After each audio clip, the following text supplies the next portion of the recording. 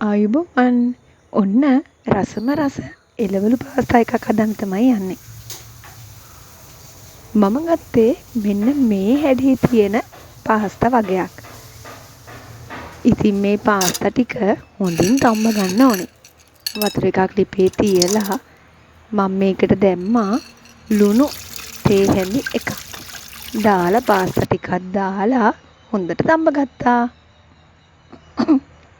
ඔන්න ඊට පස්සේ මේ තම්බපු පාස්තා ටික අරගෙන මේකේ මේ ඇලෙන ගතිය යනකම් හොඳට හොදගත්තා. ඊට පස්සේ මං කපා ගත්තා කැරට් අලයකින් භාගයක්, එතකොට ලීක්ස් කොලයක්, ලොකු ලුණු ගෙඩියකින් භාගයක්, සුදු ලුණු බික් දෙකක් මෙන්න මේවා කපාගෙන මෙන්න මේ විදියට මං පැත්තකින් තියාගත්තා. මං හදන්නේ අද එළවලු පාස්තා එකක්. ඉතින් ඔයාලට පුළුවන් නම් මේකට බිත්තර, සොසේජස්, මාස් මෙන්න මේ දේවල් එකතු කරලා රස වැඩි කරගන්න පුළුවන්. මම මේකට තම්බිරිස් දැම්මෙත් නැහැ. මොකද මම මේක හැදුවේ බබාට නිසා. ඔන්න ඊට පස්සේ භාජනයක් ලිපේ තියලා මේකට මම දැම්මා බටර් මේස හැඳි එකමාරක්.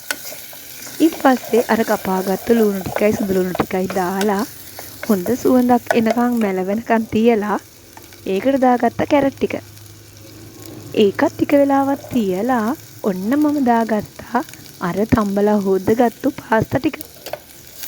ඊට පස්සේ ලීක්ස් කොළ ටික දාලා රස අනුව ලුණුත් දාලා බාගන්න තමයි තියෙන්නේ.